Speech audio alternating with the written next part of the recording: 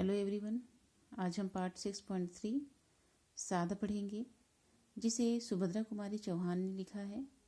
सुभद्रा कुमारी चौहान, जिन्हें झांसी की रानी कविता के कारण काफ़ी प्रसिद्धि मिली हुई है, इन्होंने अनेक रचनाएं लिखी।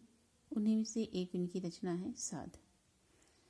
उन्होंने मजदूरों की परिस्थितियों पर प्रकाश डालते हुए अनेक रचनाएं लिखी हैं, जिनसे जुड़ी हुई यह एक रचना हम आज इसका अध्ययन करेंगे।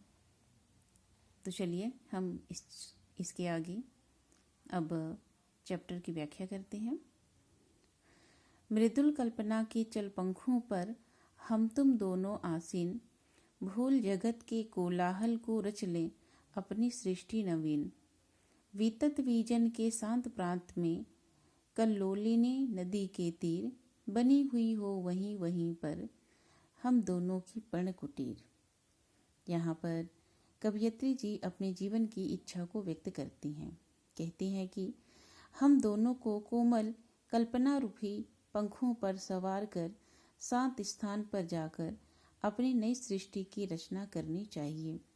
विस्तृत फैला हुआ वह शांत भूभाग किल्लोल करती नदी के तट पर हो, वहीं हम दोनों अपनी घास फूस की कुटिया बनाकर रहेंगे। कुछ रूखा सूखा खाकर ही पीते हो सरिता का जल, पर न कुटिल आक्षेप जगत के करने आवे हमें विकल। सरल काव्य सा सुंदर जीवन हम सानंद बिताते हों, तरु दल की शीतल छाया में चल समीर सा गाते हों।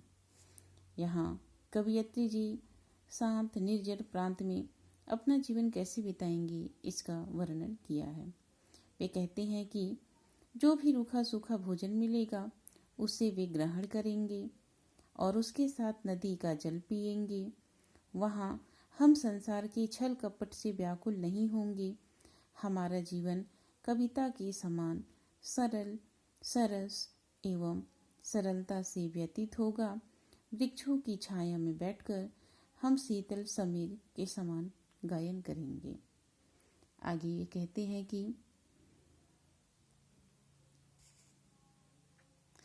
सरिता के नीरव प्रभाव सा बढ़ता हो अपना जीवन, हो उसकी प्रत्येक लहर में अपना एक निरालापन।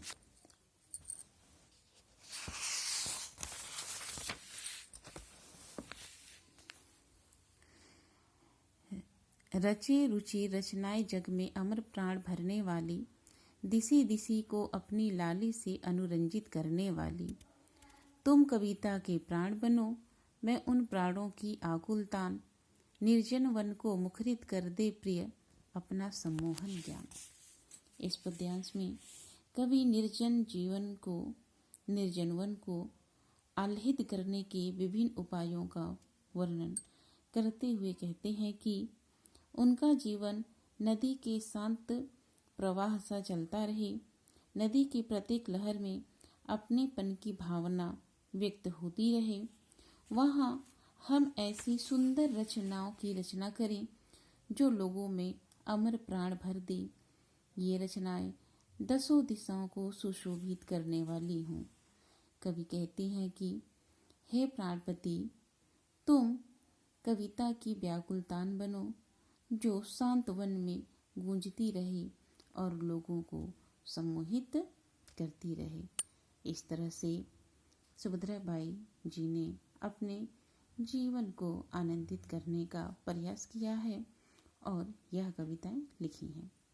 चलिए अब हम प्रश्नों की तरफ चलते हैं। पहला प्रश्न है हमारा, कविता में किस प्रकार की सृष्टि रचने की मृदुल कल्पना की गई है? कविता में संसार के शोरगुल से दूर एक नई सृष्टि की रचना करने की कल्पना की गई है। कवयित्री को किस प्रकार का जीवन व्यतीत करने की चाहत है और क्यों? कवयित्री को रूखा सूखा खाकर, सरिता का निर्मल जल पीकर, छल कपट से दूर रहकर जीवन व्यतीत करने की चाहत है। इसमें वे काव्य के समान सुंदर और सानंद जीवन व्यतीत कर सकें। तीसरा प्रश्न है, कविता की पंक्ति सरिता के निरह प्रभाव सा बढ़ता हो अपना जीवन का भाव स्पष्ट कीजिए। इस पंक्ति का भाव यह है कि शांत निर्जन वन में जीवन नदी के जल की तरह शांत और गतिशील हो, अर्थात जीवन शांत एवं सरस हो। अगला क्वेश्चन है, रुचिर रचनाओं से कवियत्री का क्या आशय है? रुचिर रचनाओं से आशय ऐसी कविताओं से है जो लोगों में प्राण संचारित करके दसों दिशाओं में प्रकाशित हो। मैं उस कविता का प्राण बनूं, तुम उस कविता की तान बनो। इस कविता से निर्जन वन मुखरित हो जाए और लोगों को सम्मोहित करे। अगला प्रश्न है, जीवन में निरालापन कहकर कवियत्री ने क्या संकेत किया है?